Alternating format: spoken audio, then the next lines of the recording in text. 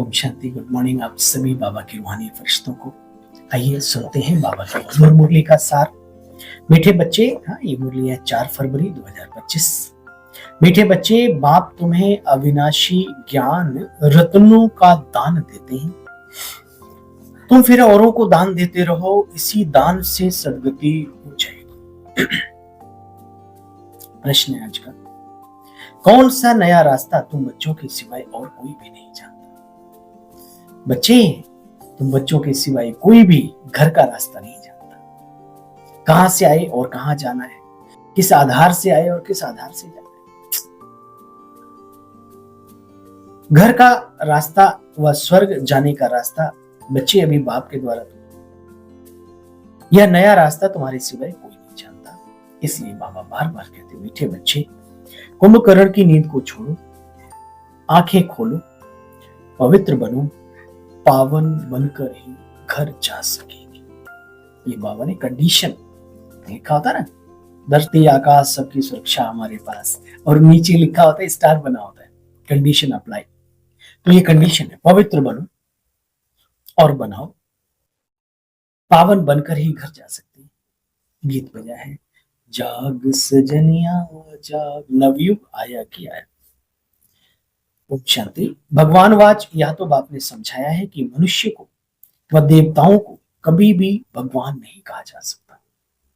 जिसने सूक्ष्म या स्थूल शरीर वर्ण किया है, उसको ईश्वरीय सत्ता से तुलना भी नहीं कर सकते, कहना तो छोड़, क्योंकि इनका साकारी रूप है।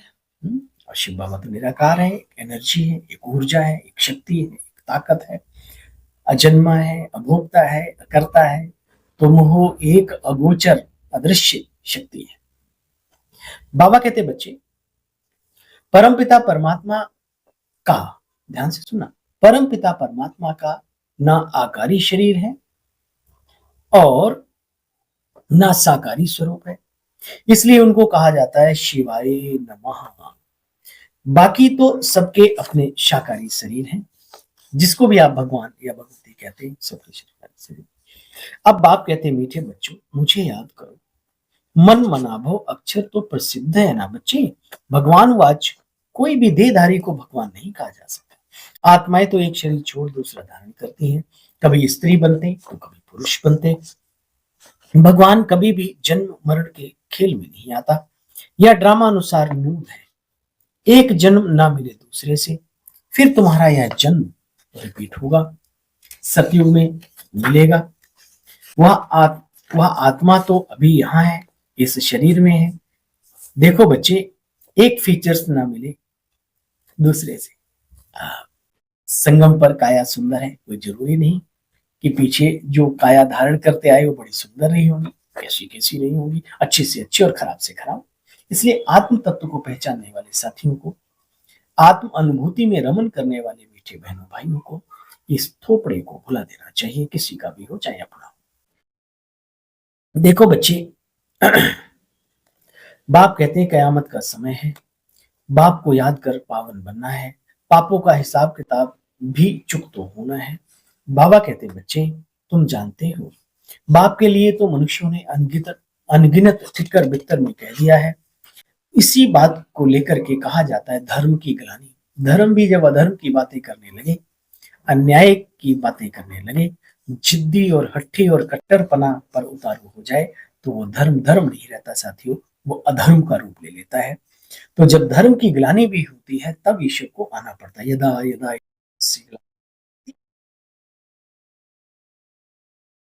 व्याम है ना, भगवान आकर के अपना कार्य करते हैं।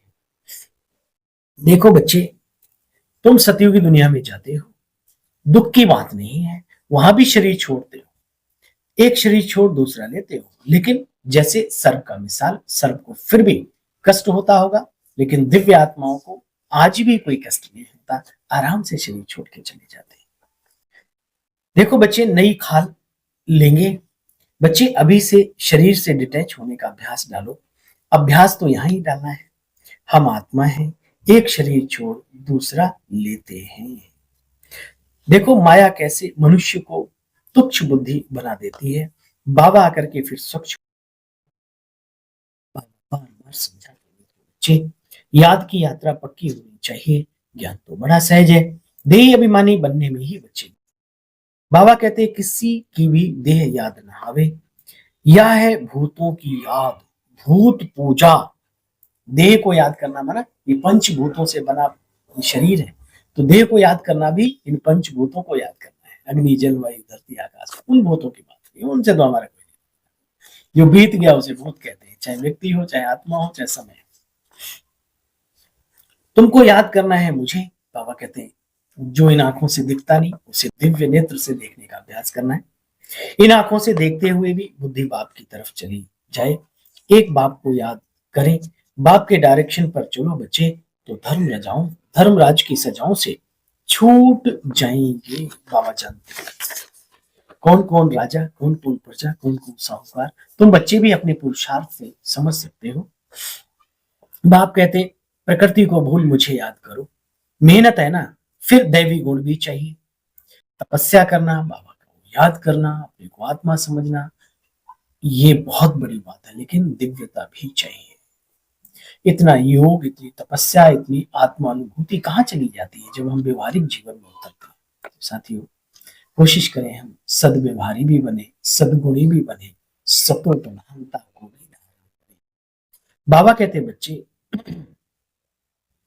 गृहस्थ व्यवहार में रहते पवित्र बनना है, और इस चक्र को समझने से चक्रवर्ती राजा बच्चे बन जाए, चक्रवर्ती सम्राट। इस चक्र को समझने से चक्रवर्ती राजा कैसे बन जाएंगे, इस पे विचार। जो सतयुग से लेकर कलयुग तक को एक एक गहराई समझता है, एक एक बात की, वो त्यागी हो जाता है, तपस्वी हो जाता है, दिव्यता से संपन्न हो जाता है, चक्रवर्ती सम्राट हो जाता है।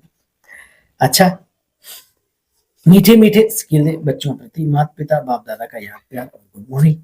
रूहानी बाप की रूहानी बच्चों को नमस्ते। हम सब रूहानी बच्चों की रूहानी बाबा बाप को भी नमस्ते नमस्ते। सार का भी सार है, धर्मराज की सजाओं से बचने के लिए किसी भी देह को याद नहीं करना। सहारा एक उसको बनाया है, मनुष्यों के सारे छोड़ दो, अपने आप पार कर देगा।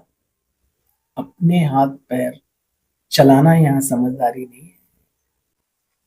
कह सकते हो कि पुरुषार्थ में हाथ पांव चलाओ, लेकिन यहां से बिल्कुल निश्चिंत, कल क्या होगा, अरे जो होगा अच्छा होगा, सिंपल सा बात। देखो बच्चे, अशरीरी बनने का अभ्यास करना है, इन आंखों से सब कुछ देखते हुए भी बाबा को ज्ञान करें। करते हो अभ्यास। मोबाइल में कोई सुंदर सी रील, सुंदर सा गीत, सुंदर सा लेख पढ़ते, देखते, सुनते, व्यक्ति को विशेष कुछ भी, बुद्धि उधर, जीत जाओगे दोस्त। ये अभ्यास था, अशरीरी बनने का अभ्यास करो। अब नाटक पूरा हुआ, घर जाना है, इस स्मृति से विशेष बेहद की आमदनी जमा करनी है।